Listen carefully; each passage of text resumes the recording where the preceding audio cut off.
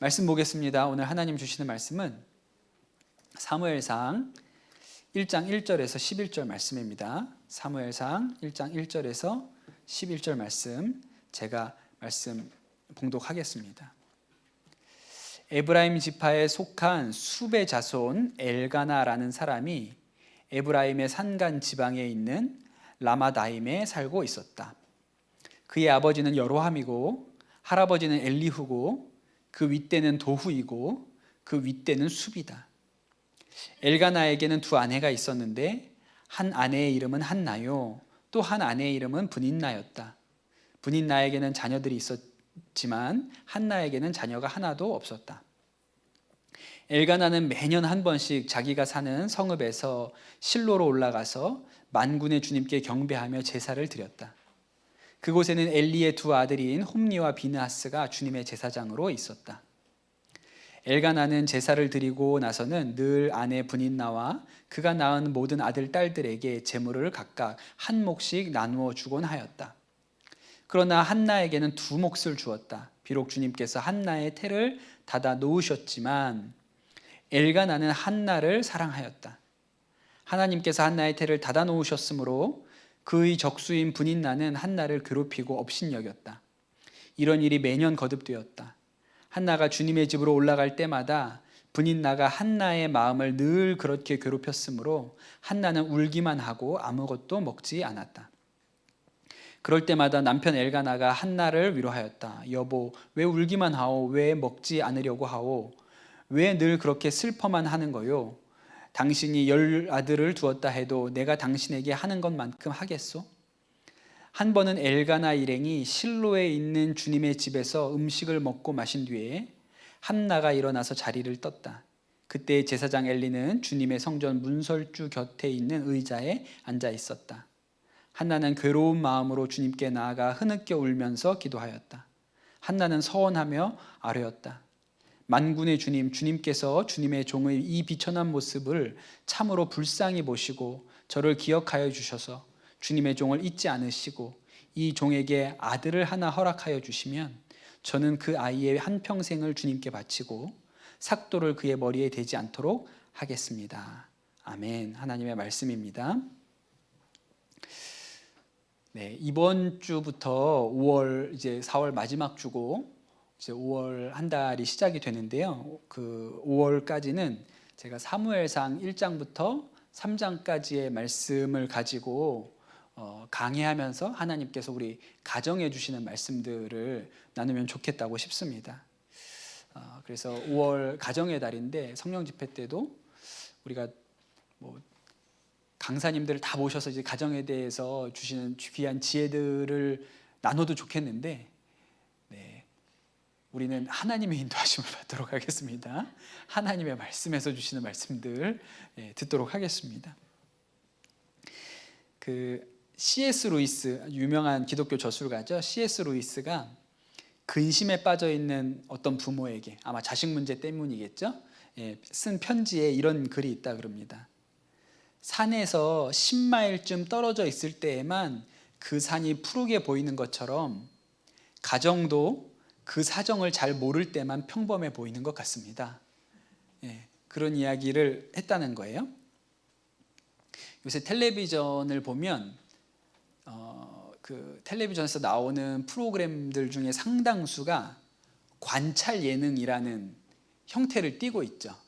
그러니까 이게 무슨 이렇게 스튜디오에 모여가지고 뭐 재밌는 거 이렇게 하는 게 아니고 집에, 아니 삶의 현장 곳곳에다 이렇게 카메라들을 이렇게 해놓고 실제로 벌어지는 일들을 이렇게 지켜보는 형태의 텔레비전 프로그램들이 참 많습니다. 그래서 이렇게 가정의 이렇게 모습들을 우리가 많이 보게 되는데, 그 텔레비전에 나오는 부부들의 이야기, 또 부모와 자녀들의 이런 이야기를 보면 저만 그런지 모르겠는데 때때로 자괴감을 좀 느낍니다. 내가 알기로는 거기에 나오는 그 연예인들이 예수 믿는 사람들도 아닌데 너무 잘 산다. 돈이 많아서 잘 사는 게 아니고, 근데 부부간에도 너무 화목하고 자녀식들에게도 잘하고 그래요. 가끔 제가 이렇게 보다가 무슨 생각이 드냐면, 야, 어떻게 저렇게 살지? 이런 생각이 들어요. 특별히 이효리 이상순을 볼 때 그런 생각이 좀 듭니다. 나는 왜 예수 믿는데 저렇게 못 살지? 이런 생각이 들어요. 여러분은 그런 생각 안 하세요? 다 잘 사시는 모양이네요. 자녀들 이렇게 데리고 다니면서 어디 좋은 데 놀러 다니고 이러잖아요. 그런 모습들 이렇게 보여주면 부모들 중에 내가 제일 못하는 사람처럼 보여요. 나는 어딜 데리고 놀러 가지도 않고 가면 그렇게 화가 나고 짜증스럽고 진짜 억지로 막 참다고 하는데 거기는 어떻게 그렇게 좋은 프로그램에 좋은 데 데리고 다니고 화도 안 내고 어떻게 저렇게 하지? 그런 생각이 많이 듭니다. 저만 그런 것 같은 느낌이 드네요. 말씀 좀 하면서. 여러분은 안 그러신 모양이죠. 그런데 또 이제 이런 프로그램들이 있는 반면에 또 반대쪽 프로그램들이 있어요. 가정에 있는 문제들을 이렇게 드러내서 보여주는, 주로 해결사로는 오은영 선생님이 나오시고 가정 안에 있는 이렇게 문제들을 보여주잖아요. 그러면 공감해요. 맞다. 우리 집만 그런 게 아니네. 저 집도 저런 문제가 있네. 이런 생각도 들고 그러면서 좀 위로가 있어요. 그죠? 위로가 있기도 하고 우리가 최악은 아니구나. 우리가 저 집보단 조금 난 것 같다. 뭐 이런 느낌도 가지고요. 그리고 사람 사는 모습이 비슷비슷하구나. 그런 생각들도 또 하게 됩니다. 제가 이제 사무엘상 1, 2, 3장을 가지고 이제 가정에 대한 하나님의 말씀을 나누어 보고 싶은 것은 이 사무엘상이 어떤 가정이 가지고 있는 그 속사를, 내밀한 이야기를 이렇게 보여주는 말씀이기 때문에 그래요. 네. 성경이 되게 크고 거창한 이야기를 하는 것 같지만 어떤 부분에서는 진짜 그냥 아주 평범한 어떤 가정의 속 이야기로 들어가서 그 가정 생활의 속살들을 보여주거든요. 그리고 또 재미있는 것은 그 한 가정 안에서 일어나는 이야기가 그 시대를 또 관통해서 지나가요. 그 놀라운 일이라고 싶습니다. 오늘 우리가 읽은 사무엘상 1장 1절에 보면 에브라임 산간 지방에 살고 있는 에브라임 지파의 엘가나라는 사람의 가정의 이야기로 이제 이야기를 시작하거든요. 엘가나가 에브라임 지파 출신이라는 것은 여러 가지 의미가 있습니다. 그 에브라임 지파는 이스라엘에 12지파가 있다고 여러분 그렇게 알고 계시죠? 그 12지파 중에 가장 큰 지파, 양대 지파, 이스라엘의 역사를 끌고 가는 양대 지파라고 하면 하나는 에브라임이고 하나는 유다예요. 두 지파가 제일 큽니다. 여호수아가 에브라임 지파였고요. 갈렙이 유다 지파였어요. 그 여호수아랑 갈렙이 사실은 이제 가나안 땅에 정복하는 핵심 인물이지 않습니까? 그러니까 한 사람은 에브라임 지파고 한 사람은 유다 지파예요. 그 중에서도 여호수아가 에브라임 지파니까 에브라임 지파의 힘이, 영향력이 대단히 크다는 걸 알 수 있죠. 나중에 이제 솔로몬이 죽고 나서 나라가 이 이스라엘이라는 나라가 두 개로 쪼개지잖아요. 북쪽 10개 지파, 그다음에 남쪽에 유다와 베냐민으로 쪼개질 때 북쪽 10개 지파의 대표가 에브라임이었어요. 그러니까 에브라임은 분열 왕국 시대에도 나머지 10개 지파를 끌고 가는 우두머리 지파이거든요. 그래서 이 가나안 땅에 이스라엘 사람들이 들어오고 나서 내내 가장 큰 영향력을 발휘했던 지파 중에 하나도 에브라임 지파였습니다. 그래서 이 사사시대, 오늘 우리가 읽은 이 말씀이 사사시대 말기이잖아요. 사사시대 마지막 때인데 이 사사시대 내내 에브라임 지파가 여러 번 거론되거든요. 그런데 한 번도 좋은 영향력을 보여준 적은 없어요. 영향은 많이 줬는데 늘 나쁜 거, 안 좋은 거, 이런 것들만 했죠. 예를 들어서 사사기에 이방 민족들하고 전쟁을 한 이야기가 여러 번 있는데 에브라임 지파가 하는 일은 전쟁의 가장 중요한 때는 어디서 숨어 있다가 안 나왔다가 끝나고 나면 왜 우리 안 불렀어? 이러고 막 화내는 일, 이런 게 이제 에브라임 지파가 하던 일이에요. 등치는 큰데 등치값을 못했던 지파이기도 하고 나중에 그것 때문에 내전이 일어나가지고 에브라임 지파가 아주 어려운 일을 경험하기도 합니다.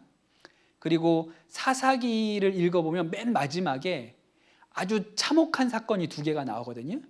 하나는 그 단지파 이주 사건이라고 불리고 두 번째는 레위인 첩 살해 강간 사건이라는 사건이 두 개가 나와요.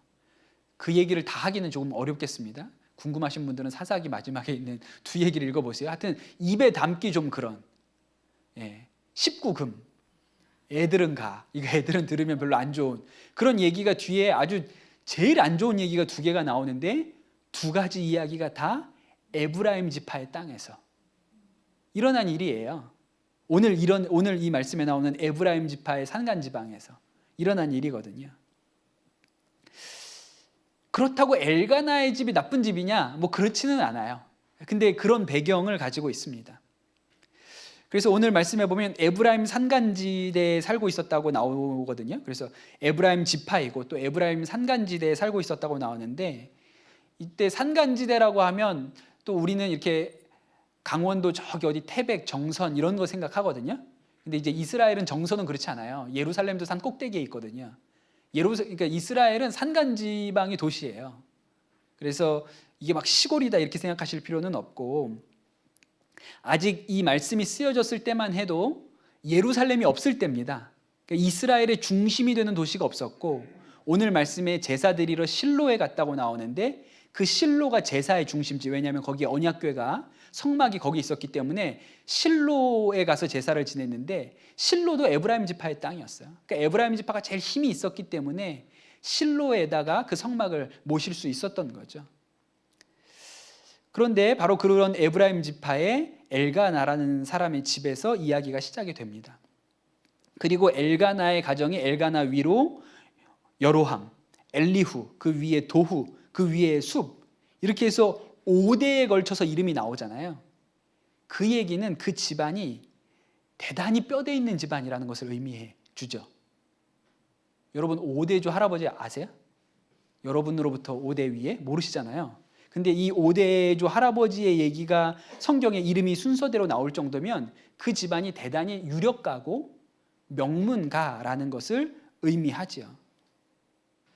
그래서 읽어보면, 오늘 말씀도 읽어보면 엘가나의 집이 이렇게 경제적으로 어려웠다든가 궁핍했다든가 이런 느낌은 전혀 찾아볼 수가 없습니다. 같은 시대에 베들레헴에 살았던 베들레헴에 살았던 그 이스라엘 가문의 이야기가 또 성경에 나오거든요. 룻기에 나오죠. 엘리멜렉이라는 사람 집, 부인이 나오미였고 룻이라는 사람이 시집을 오잖아요. 근데 그 집은요 완전히 망한 집안의 정령이에요. 베들레헴 살 때도 너무 가난하고 먹을 게 없어가지고 여기서 도저히 못 살겠다 해가지고 모압 땅으로 갔다가, 모압에서는 남편도 죽고 아들 둘도 죽고, 그러니까 집안이 완전히 풍비박산 나서 나오미 하나만 살아서 며느리 데리고 다시 돌아오잖아요. 그러니까 이제 그 집안은 진짜 망한 집안, 아주 쫄딱 망하고 먹고 살기 어려운, 경제적으로도 어려운 그런 집안이지만, 엘가나의 집안은 먹고 사는 걱정은 없는 집안이에요. 잘 먹고 잘 사는, 큰 걱정 없는 그런 집입니다. 또 한 가지 알 수 있는 것은 부인을 둘을 뒀거든요. 엘가나가. 돈 없으면 부인 둘 두기 어렵습니다. 그것도 돈이 있으니까 부인도 둘을 두는 거예요. 그 두 명의 아내를 먹여 살릴 만큼의 재력이 있어야 되는 거죠. 이슬람 교도들이 중혼이 가능하잖아요. 부인을 뭐 7명까지 둔다 그러나요? 근데 대부분 1명 둬요. 둘 수는 있다고 하는 거죠. 7명까지. 근데 왜 1명 두는지 아세요? 돈이 없으니까 그렇죠. 그렇게 가족을 많이 부양할 만한 경제적인 능력이 없으니까 결혼을 여러 번 하는 것도 돈이 있어야 하는 일이거든요.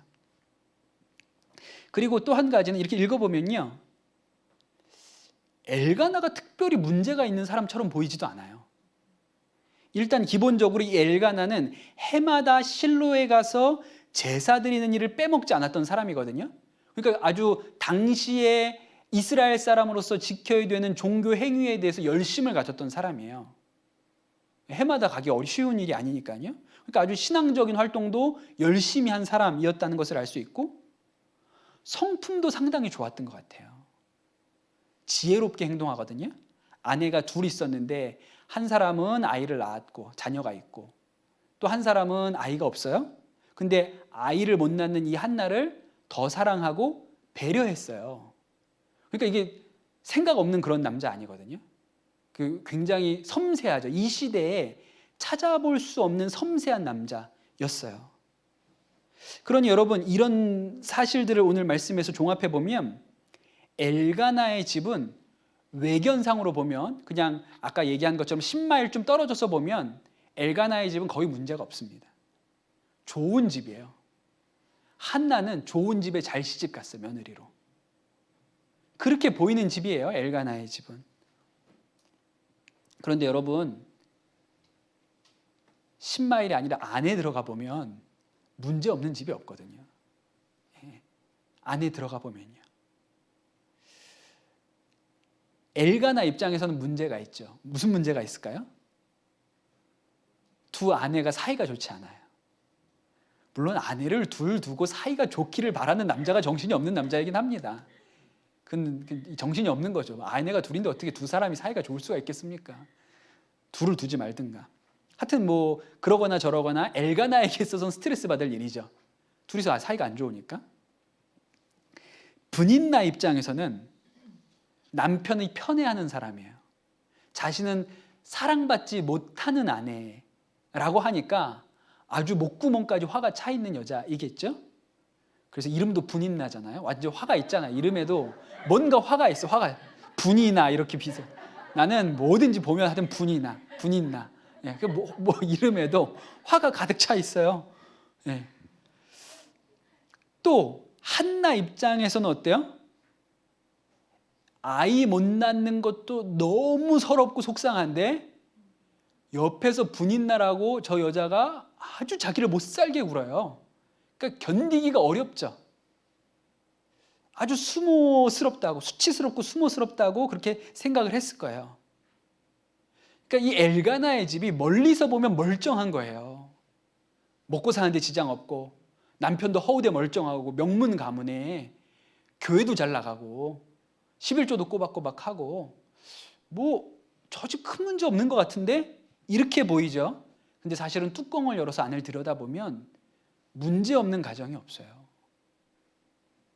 그리고 또 하나 재미있는 일은 그러한 일이 가장 언제 빈번하게 벌어졌냐, 그러니까 가장 이 가족 간의 갈등이 언제 고조가 되었냐면 1년에 한 번 제사 지내러 실로에 올라가면 갈등이 최고조가 되었다는 거예요.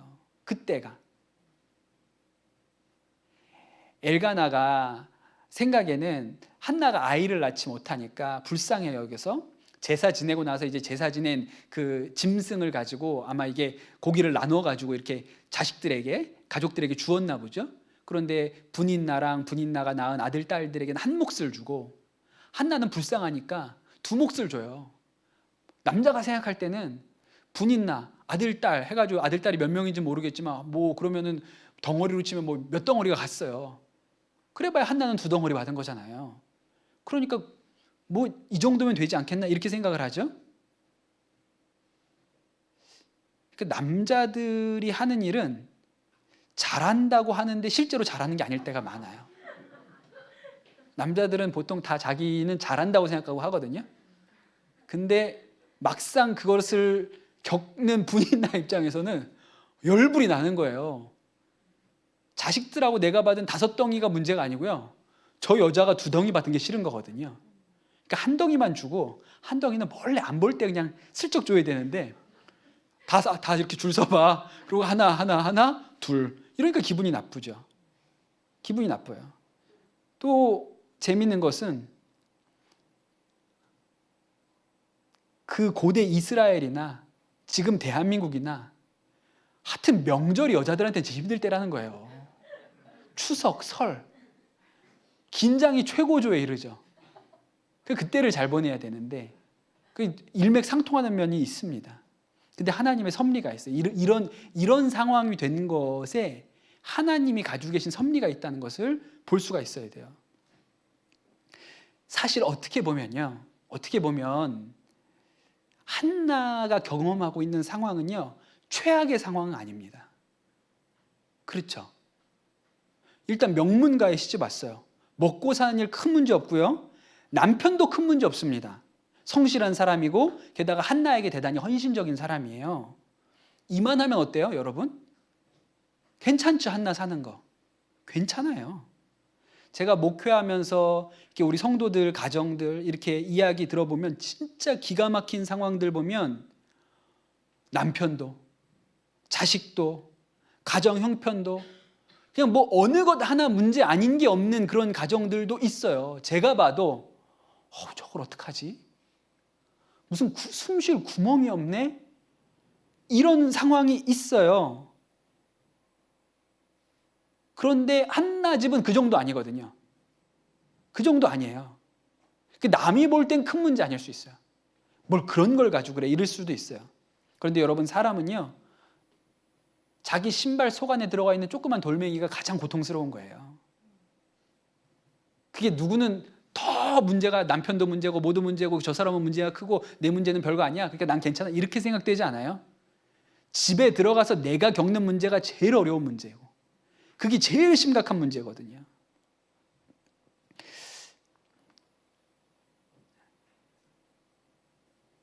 한나에게 있어서는 자기가 겪고 있는 이 문제는요, 방법이 없는 거예요. 달리 방법이 없어요.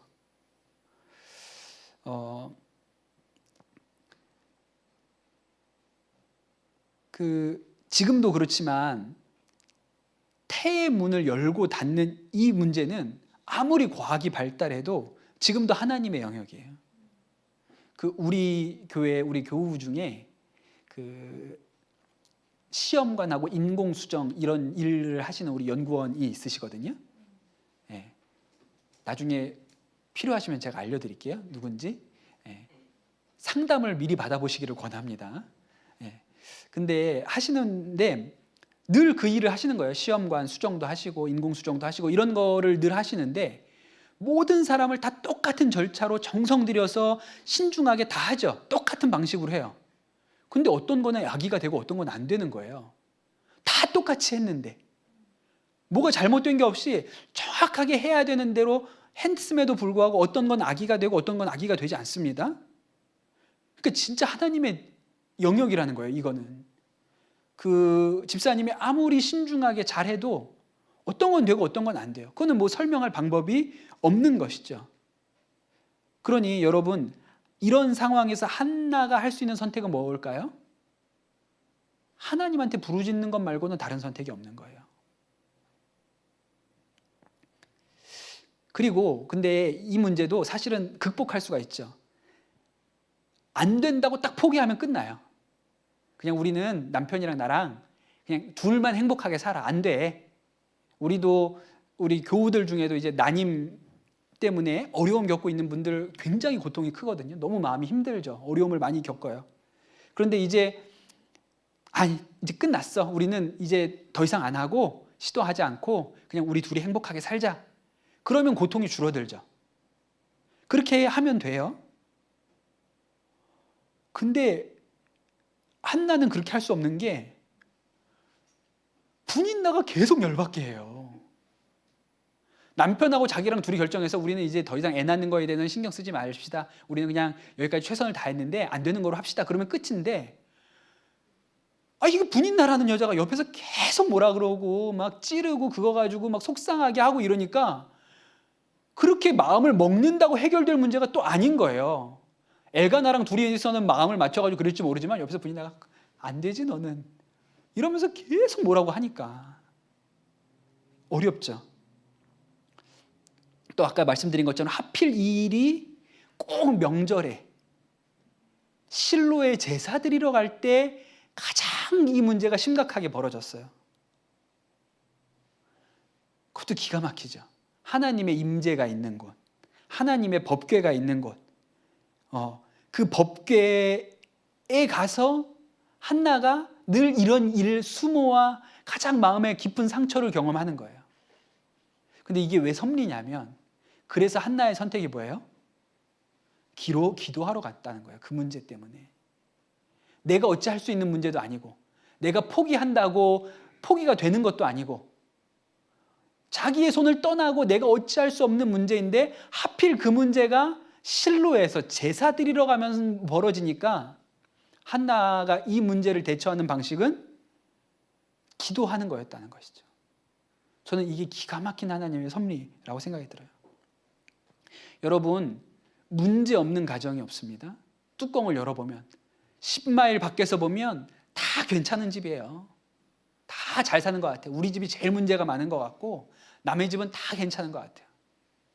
제가 옛날에 요셉 교구 할 때 우리 속장님들, 지역장님들 모아서 밴드 모임 하는데 어느 날 그 주간이 좀 이상했어요. 다들 그렇게 부부싸움들을 하셨어요. 그래서 밴드 모임을 하는데 한 집에서 부부싸움 한 얘기를 했더니 우리도 이러면서 다 했거든요. 근데 그 얘기를 듣고 있는데 목사인 제가 기쁘더라고. 아, 우리만 이상하게 사는 거 아니네. 우리만 싸우는 거 아니야. 다 비슷하네. 솔직히 마음에 내가 티는 안 냈지만 마음에 기뻤어요. 다 비슷하구만. 이런 생각이 제가 들었다니까요. 그런데 여러분, 문제 없는 가정이 없죠? 그런데 여러분, 그 문제가, 가정 안에 벌어지는 문제가 하나님의 섭리 안에 있는 것은 그 문제로 인해서 우리가 기도의 자리를 찾게 되기 때문에 그렇다는 거예요. 모두가 그렇게 살지 않습니다. 예수 안 믿는 가정을 상담해 보면요, 갈 데가 없어요. 술집밖에 없는 것 같아요, 제 생각에는. 갈 데가, 이 문제를 어디 가서 풀 데가 없는 것 같아요. 문제가 다 있죠. 남편이 문제일 수도 있고, 아내가 문제가일 수도 있고, 자식이 문제일 수도 있고, 자식들 간의 문제일 수도 있고, 경제적으로 문제일 수도 있고, 사실은 근본적으로는 내가 문제인데, 근데 여러분, 이 문제가 우리를 기도의 자리로 나아가게 하는 열쇠가 된다는 거예요. 한나가 애 많이 낳았으면 기도 안 했어요. 뭐 하러 가서 기도를 하겠습니까? 가정에서 일어나는 문제만큼 우리를 기도의 자리로 나아가게 하는 일이 없지요. 가정에서 일어나는 일이 가장 기도의 자리로 나아가게 하는 핵심적인 일이에요. 여러분, 대통령이 내가 원하는 사람이 안 됐다고 기도의 자리에 나가서 철회하는 사람 있습니까? 없어요. 그 큰 일인데도 불구하고. 그런데 가족은, 남편은, 아내는, 자식은 기도의 자리로 나갈 수밖에 없게 만드는 것이죠. 저는 어려서부터 이런 일을 보고 자랐습니다. 네. 돌아가신 저희 아버지는 아주 술을 좋아하시고 친구를 너무너무 좋아하시는 분이셨어요.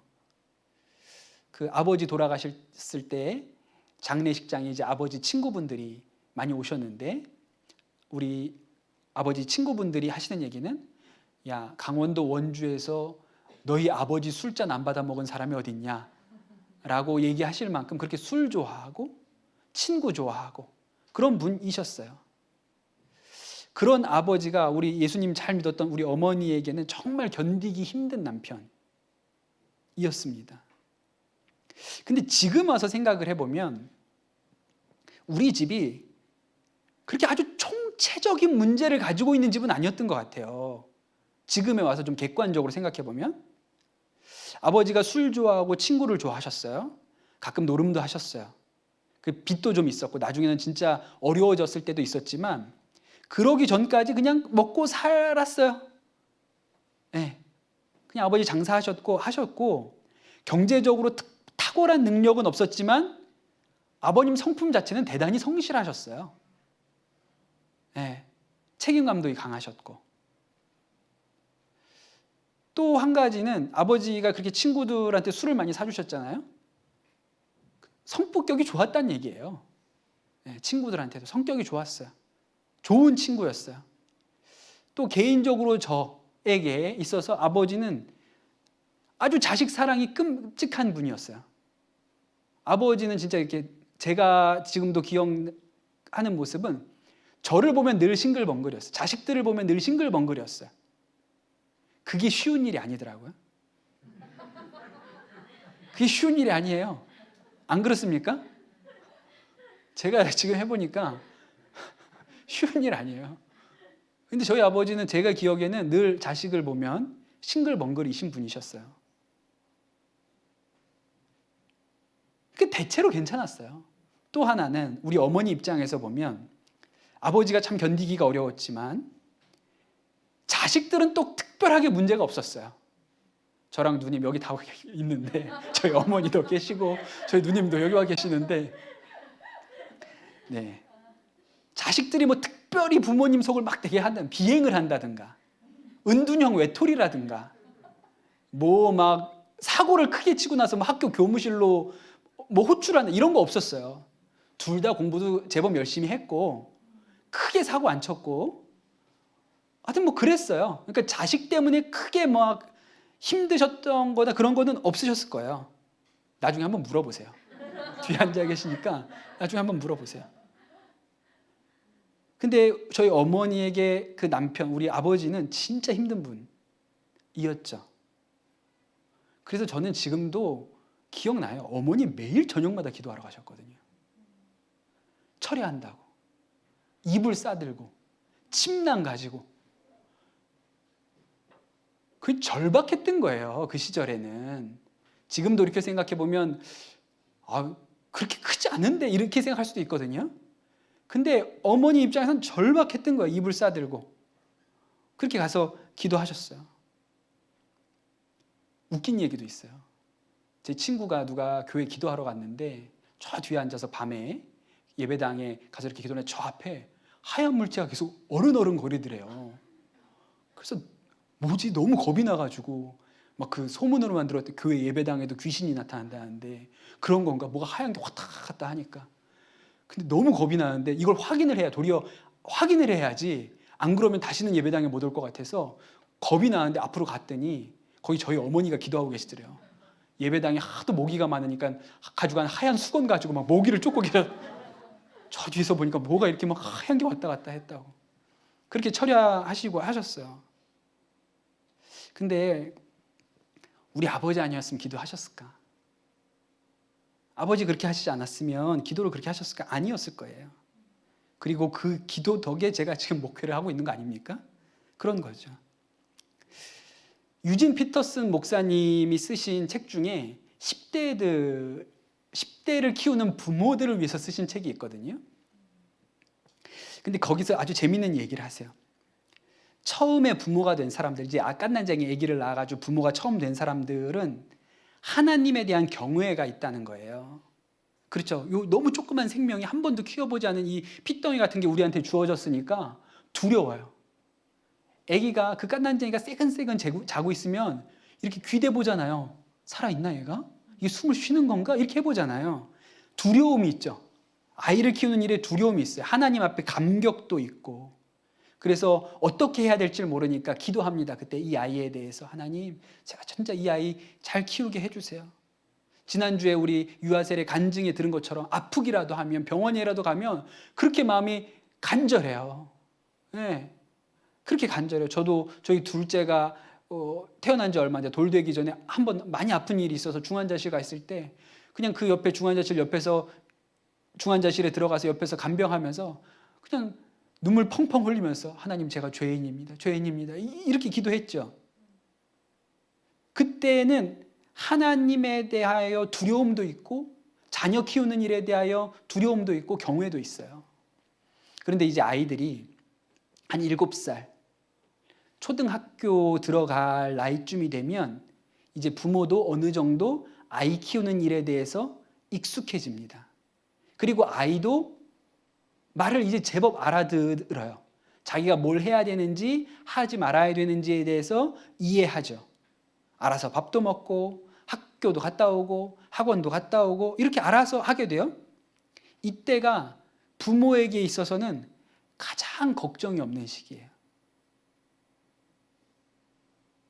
게다가 이때쯤이 되면 부모가 직장에서 이제 어느 정도 지위에 오르고 처음에 아기 키울 때는 이제 뭐 신입사원이든지 뭐 요럴 때잖아요.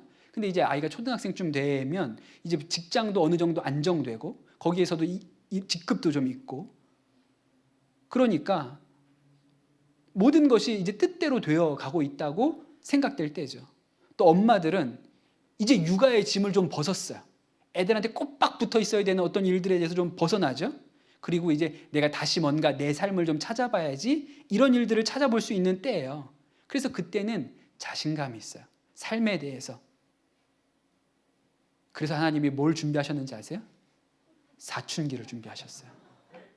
자신 있어? 야, 표정을 보니까 너 자신 있어 보인다. 한번 해봐. 이렇게 하신 거죠.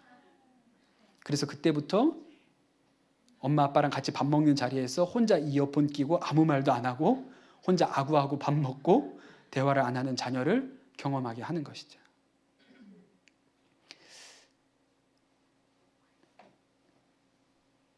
유진 피터슨 목사님이 이 시기에 대해서 이렇게 얘기합니다. 그때, 그러니까 이제 그 자신감이 생겼을 때요. 그때 하나님의 선물이 찾아옵니다.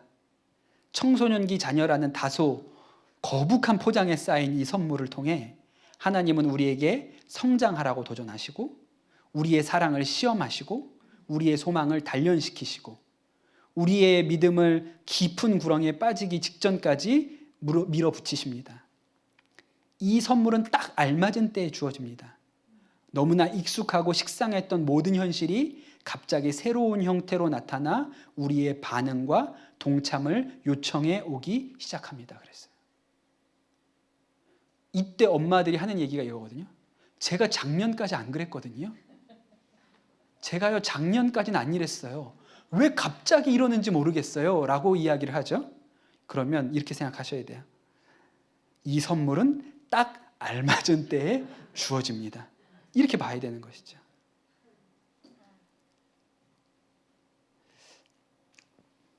제가 이제 선한목자역에서 교회학교를 오래 맡아서 하다 보니까 제가 또 했던 일 중에 다음 세대를 위한 기도 모임이라는 걸 하거든요. 이게 되게 재밌어요. 다음 세대를 위한 기도 모임에 나오는 엄마들은요, 딱 정해져 있어요. 아주 어린 애기들 엄마이거나 사춘기를 겪고 있는 청소년 엄마들이에요. 초등학생 엄마들은 잘 안 와요. 자신이 있거든요. 근데 누가 기도의 자리로 나와요? 경외감을 가지고 있는 엄마나 아니면 선물 받은 엄마들이 나오시는 거죠. 선물 받은 엄마들이 오시게 돼요. 기도의 시간이 왔다 이렇게 생각을 해야죠. 아, 기도의 타이밍이 왔구나. 저는 이런 일을 옆에서 수도 없이 봤죠. 청소년 아이들을 상대를 하고 그 엄마들을 봤으니까요. 근데 특별히 같은 목회자 가정 안에 자녀들이 이제 사춘기를 맞고 방황하고 또 그것 때문에 목사님 가정이 이렇게 어려움을 겪고 또 그래서 기도가 절박해지고 하나님 앞에 겸손해지는 모습을 많이 봤어요. 제가 그런 모습들을 옆에서 지켜보면서 아, 저것이 나의 미래구나. 특별히 아들 가진 목사님들을 볼 때마다 아, 다가올 미래를 대비해야겠다. 마음의 준비를 하자. 저것이 나중에 우리 아들들의 모습이다. 이렇게 생각을 하고 있죠, 지금도. 사실 가정에 대해서 설교하는 거 되게 어렵습니다. 굉장히 어려워요. 왜냐하면 계속 공사 중이니까요. 우리 가정도 계속 공사 중이니까. 사실 제가 부모에 대해서 자녀에 대해서 부모가 자녀를 어떻게 양육해야 되는지 설교하기 가장 좋았고 자신 있을 때는요, 결혼하기 전이었어요. 그때는 그냥 아무 말이나 해도 됐어요. 그냥 아무 말이나 해도 그냥 옳은 얘기를 마음대로 해도 상관이 없는 때였죠. 아내도 없고 자식도 없고 그냥 아무 말이나 해도 됐어요. 제가 오늘 이 설교 준비하면서 그때 했던 설교문을 읽어봤어요. 다시. 잘났네, 잘났어. 제가 읽으면서 아우, 잘났네 진짜. 이런 생각이 들었어요. 철이 진짜 없었기에 살았던 것이죠. 그리고 아직 우리 아이들이 어리기 때문에 또 앞으로 어떻게 될지 몰라요. 모릅니다. 제가 뭐 이 자리에서 이제 그래서 겸손해요. 마음은. 어떻게 될지 몰라요. 잘 큰다는 보장이 없지 않습니까? 또 나중에 이제 우리 아이들 뭐 고등학생쯤 돼서 뭐 대학 갈 때쯤 돼서 오늘 이 설교를 보면 막 또 잘났네, 잘났어. 또 이렇게 생각하고 볼지도 모르겠어요. 웃기게 보이겠죠. 그런데 여러분, 그 아이들이 우리로 하여금 기도할 수밖에 없게 만드는 그 우리의 자녀들이 빨간 모자를 쓰고 훈련소 교관이 되어서 우리를 기도의 자리로 몰아가고 있다는 것에 대해서 깨달으셔야 합니다. 분인나가 한나에게 있어서는 교관이었어요. 우리 아버지가 우리 어머니에게 있어서는 교관이었죠. 빨간 모자를 쓰고 기도의 자리로 나가라고, 돌격하라 이렇게 하는 그런 교관의 역할을 했던 것이죠. 그런데 오늘 말씀을 읽어보면 한나가 그래서 기도의 자리로 나아갔어요. 가정 문제니까, 내가 어떻게 할 수 없는 가족의 문제이기 때문에 그래서 주님 앞으로 나아갔는데, 한나의 기도는 거기에서 한 차원 더 깊이 들어갑니다. 아마도 한나도 이 문제에 대해서, 아이 못 낳는 이 문제, 또 분인나가 옆에서 열받게 하는 이 문제에 대해서 처음에는 자신의 문제에만 골몰했을 것 같아요. 하나님, 저도 아들 하나만 낳아서 저 분인나 코 좀 납작하게 좀 해주세요. 이런 게 기도의 마음이었을 거예요. 성전에도 매년 올라갈 때마다 막 맨 처음에는 하나님 아들 하나만 제발 주세요. 아들 하나만 주세요. 이게 오로지 그의 기도의 전부였을지도 몰라요. 자기 전에도 하나님 제발 아들 하나만 주세요. 이렇게 기도하고 잤겠죠. 그런데 하나님의 응답이 더디었어요. 그리고 더 마음은 절박하고 절실해졌습니다. 그리고 정말 하나님 앞으로 기도의 자리로 더 나아갈 때 기도의 차원이 완전히 달라졌어요. 오늘 말씀 11절에 보면 이렇게 기록합니다. 한나는 서원함이 아뢰었다. 만군의 주님, 주님께서 주님의 종의 이 비천한 모습을 참으로 불쌍히 보시고 저를 기억하여 주셔서 주님의 종을 잊지 않으시고 이 종에게 아들을 하나 허락하여 주시면 저는 그 아이의 한평생을 주님께 바치고 삭도를 그의 머리에 대지 않도록 하겠습니다.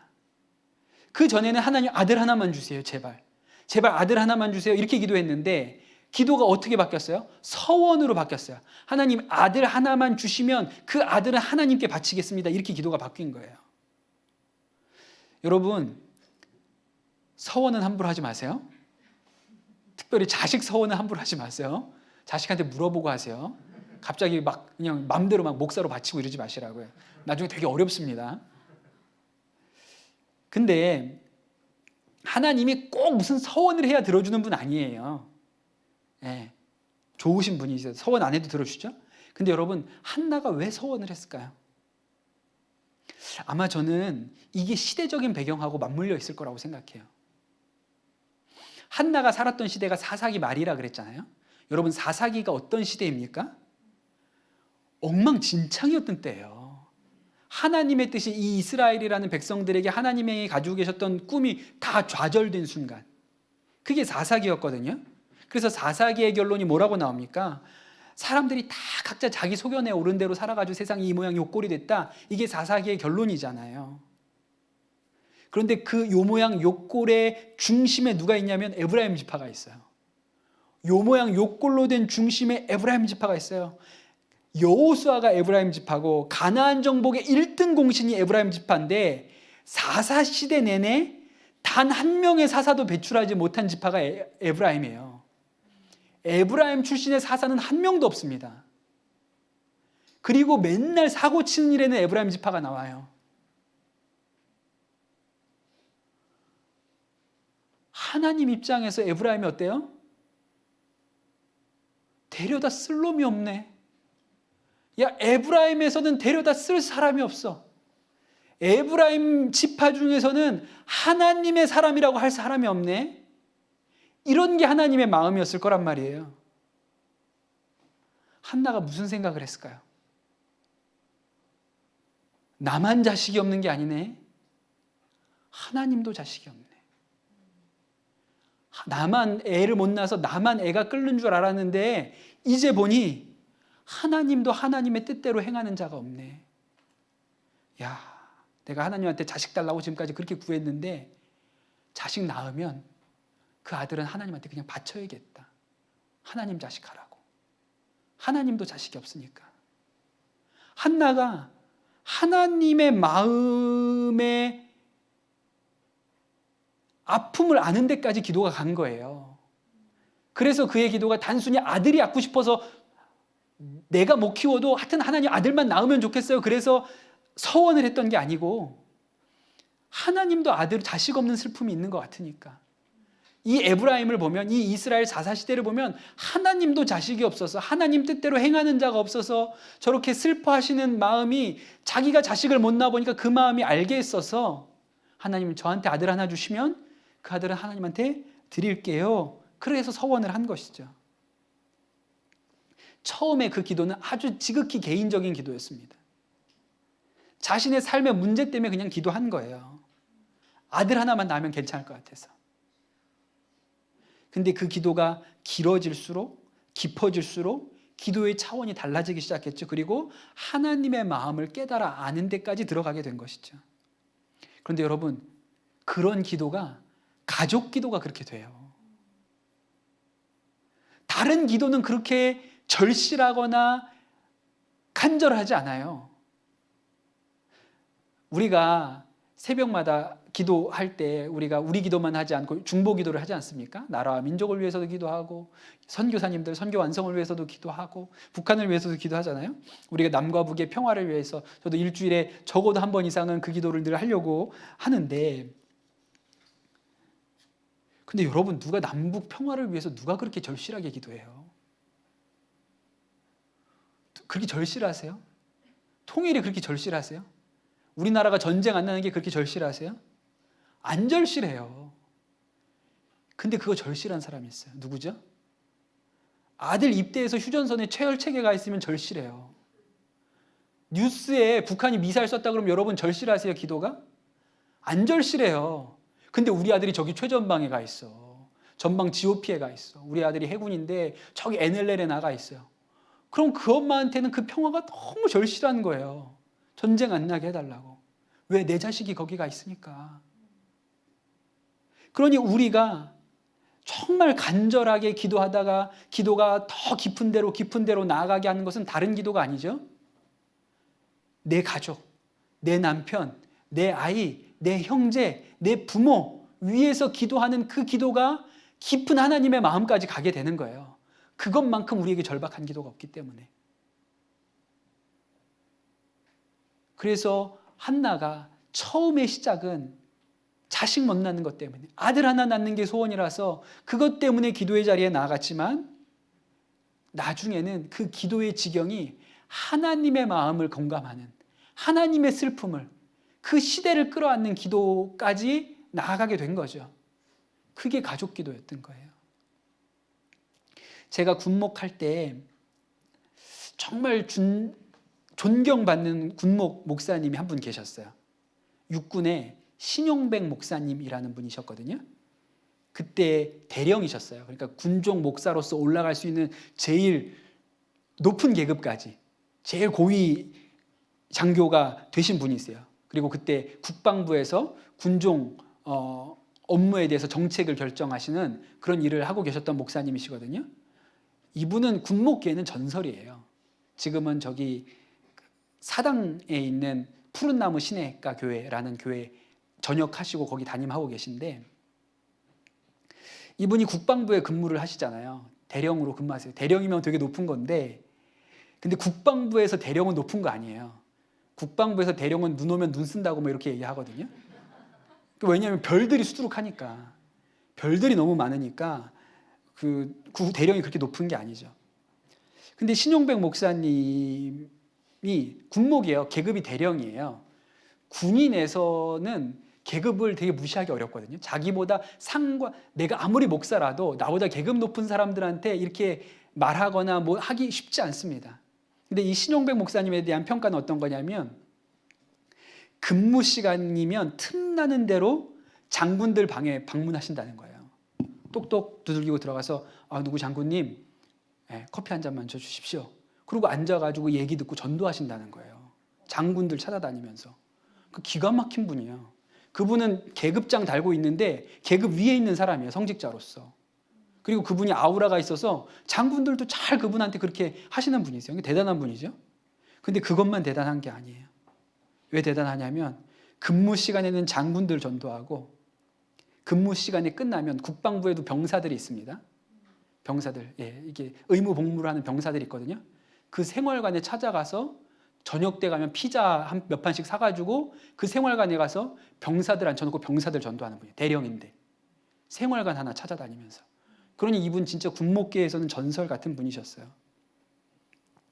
제가 한 번 직접 뵙고 이렇게 하신 적이 한 번이 있었는데, 그때 군종 목사 수련회가 있어서 어디 갔다가 엘리베이터에서 딱 마주쳤어요. 제가 그냥 뭐 제가 계급이 훨씬 낮으니까 대위니까 그냥 인사를 이렇게 드렸죠. 안녕하세요 목사님, 딱 이렇게 인사를 드렸는데 이분이 저한테 이렇게 얘기했어요. 목사님은 어디에서 근무하십니까? 꼭 존댓말 쓰세요. 네, 어디에서 근무하십니까? 그래서 제가 연평도에 있습니다. 그랬더니 제 손을 꼭 잡으시면서 목사님 너무 감사합니다. 목사님 덕에 제가 다리 뻗고 잡니다. 이렇게 격려하시는 분이세요. 되게 진짜 멋있는 목사님이셨거든요. 제가 그래서 지금 이 얘기를 하는 거예요. 그때 반해가지고. 또 재미있는 거는 이분이 군인교회에서 이제 군인들 모아놓고 설교하실 때 병사들 호칭이 아들이에요. 아들, 누가 아들? 거기 누가 나와봐. 또 훈련소에 가면 여군들 있으면 여군들은 딸. 나와봐. 이렇게 하시거든요. 이분 또 설교의 특징이 뭐냐면 군인교회에서 설교하실 때는 설교하다가 퀴즈를 내세요. 그럼 군인들이 막 손들고 맞추려고 막 손들잖아요. 그럼 저기 아들 누구 나와봐. 이렇게 해서 그럼 나옵니다. 그러면 맞추잖아요. 그럼 현금으로 5만 원을 그 자리에서 주세요. 그냥 그 자리에서 현금으로 5만 원씩 이렇게 주세요. 어디 가나 존경받는 병사들은 병사들대로 좋아. 장군들은 또 장군들대로 좋아하는 그런 목사님이셨거든요. 근데 이 목사님 얘기를 왜 이렇게 길게 하냐면 자식이 없어요. 자녀가 없어요. 왜 기도를 안 했겠어요? 하나님, 결혼해서 그 나이가 될 때 자식이 없는데 하나님 저희 가정에도 자녀를 주십시오라고 왜 기도를 안 했겠어요? 기도 많이 하셨겠죠. 그러던 어느 날 딱 깨달은 게 있는 거예요. 니네 교회 예배드리는 걔네들이 다 네 아들, 딸이 아니냐? 걔네들이 다 아들, 딸이다. 그렇게 얘기를 하신 거예요. 그래서 장병을 아들, 딸 이렇게 부르시는 거예요. 한 번 이야기하시는 중에 당신이 근무하던 부대에서 젊은 장교가 훈련 중에 폭발 사고가 있어서 손가락이 다 날아갔대요. 그래서 너무 안타까워가지고 병원에 찾아가가지고 기도하는 중에 군의관 만났는데 군의관한테 뭐라고 물어봤냐면 혹시 내 손가락을 떼서 줄 수 있냐고 물어봤다 그러시더라고요. 할 수만 있으면 내 손가락을 좀 떼서 주면 좋겠다고. 군의관한테 손가락을 떼서 줄 수 있겠냐고 물어보셨다고 하더라고요. 아들이라고 진짜 생각하니까. 하나님의 마음이 그분이 이 자신도 아이 못 낳는 이 문제 때문에 기도할 때 하나님의 마음이 이렇게 부어진 거예요. 걔네들이 다 네 아들, 딸 아니냐. 그래서 그렇게 군인교회를 정말 섬기시는 목사님이 계셨어요. 여러분, 한국교회에서 가정사역을 한다는 사역자들의 대부분은 가정에 문제가 있었던 사람들입니다. 부부간에 아주 힘든 과정을 겪었거나 혹은 어린 시절 부모로부터 온전한 사랑을 경험하지 못한 사람들, 혹은 그 목회자 가정에서 목사의 아들, 딸로 자랐는데 그 어린 시절이 굉장히 불우했던 사람들이 우리 PK 목사 자식들, 그럼 MK 선교사 자식들, 이런 아이들 사역을 하죠. 송규론 목사님이라고 우리나라 가정사역에는 아주 대표적인 목사님 계시잖아요. 하이패밀리 사역을 하시는 목사님인데 송규론 목사님 이야기가 되게 재밌어요. 송규론 목사님이 신학교 다닐 때 공부를 열심히 해도 늘 C학점 이상을 안 주는 교수님이 있었다고 그래요. 그 교수님 수업만 들으면 C, 뭘 해도 C. 왜냐하면 한번 싸웠거든요. 수업 시간에 그냥 잘난 척한다고 교수님 말씀이 틀렸다고 이렇게 한번 싸웠거든요. 그러니까 이분은 그냥 들어오면 C를 주는 거예요. 그때 누가 알았습니까? 그분이 나중에 장인어른이 될지. 교제하고 같은 교회 고등부 교사랑 이제 사역하다가 전도사 때 만나가지고 너무 이렇게 해서 이제 결혼해야겠다 그러고 가봤는데 그 교수님이 아버지인 거예요. 그 교수님한테 뭐라고 얘기했냐면 가정에서는 제가 A 학점을 받도록 하겠습니다. 교수님이 저에게 늘 C 학점을 주셨지만 제가 가정에서는 A 학점을 받겠습니다. 그렇게 얘기하고 결혼 승낙을 받았다고 그래요. 그리고 결혼하고 F 학점 받으셨죠. 가정에서는. 결혼 전에는 너무 좋았대요. 그 사모님, 김양숙 사모님이 하시는 얘기가 연애 시절에 우리 목사님은 의자에 앉을 때도 그냥 앉지 못하게 딱 손수건 펼쳐가지고 거기 앉으라 이렇게 하는 자상한 남자였는데 그 자상함이 쫀쫀함으로 바뀌는 데는 크게 오랜 시간이 걸리지 않았다. 그렇게 얘기를 하세요. 그리고 결혼 7년 만에 이혼 서류를 작성을 합니다. 이혼해야겠다. 근데 사모님 하시는 얘기예요. 이혼하는 것도 고통스럽고 갈등 속에서 계속 이 부부 생활을 유지하는 것도 고통스러웠습니다. 그때 하나님 앞에 기도할 때 하나님께서 주신 응답이 둘 다 고통스럽다면 이왕이면 너를 변화시키는 고통을 택해라. 그렇게 말씀을 주셨다는 거예요. 그리고 이제 그 음성을 듣고 남편에 대해서 또 이 목사님은 이 가정에 대해서 기도하고 공부하기 시작하면서 부부의 관계가 회복이 있었고 지금은 그런 가정 사역을 하시게 됐다고 그렇게 이야기를 하세요. 그렇게 되기까지 기도가 있었던 것이죠.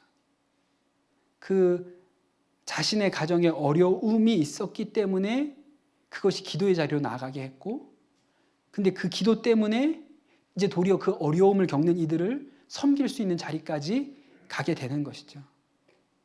상처 입은 치유자라고 하잖아요. 헨리 나우엔이 얘기한 것처럼 아파봤기 때문에, 어려워봤기 때문에 어려움을 겪는 사람들을 돕고 섬길 수 있는 자리까지도 가게 되는 것이죠. 여러분, 오늘 말씀을 정리하겠습니다. 문제 없는 가정이 없습니다. 10마일 밖에서 보면 다 괜찮아요. 걱정이 없는 것 같아요. 그런데 여러분, 안에 들어가 보면 가정 안에 다 문제가 있어요. 부부 간에, 또 자식과 부모 사이에, 형제들 간에 다 문제가 있죠. 그런데 여러분, 그 문제가 기도로의 부르심인 것을 여러분 깨달으시기를 축복합니다. 유일한 방법이 기도예요. 그 문제를 하나님께서 우리에게 주신 유일한 목적도 기도예요. 그리고 그 기도가 가장 절박하고 가장 절실하기 때문에 그 기도를 통해서 우리가 하나님의 마음을 깨달아 아는 데까지 갈 수 있는 것이죠. 여러분, 한나에게 일어났던 은혜의 역사가 우리 모든 강남 선한목자교회 가정들 위에도 그렇게 임하시게 되기를 예수님의 이름으로 축복합니다. 우리 가정 안에 일하시는, 우리가 가정 안에 가정의 문제를 두고 기도할 때 하나님께서 일하시는 것, 회복시키시는 것, 우리의 기도에 응답하시는 것, 여러분 모두 경험하시게 되기를 예수님의 이름으로 축복합니다.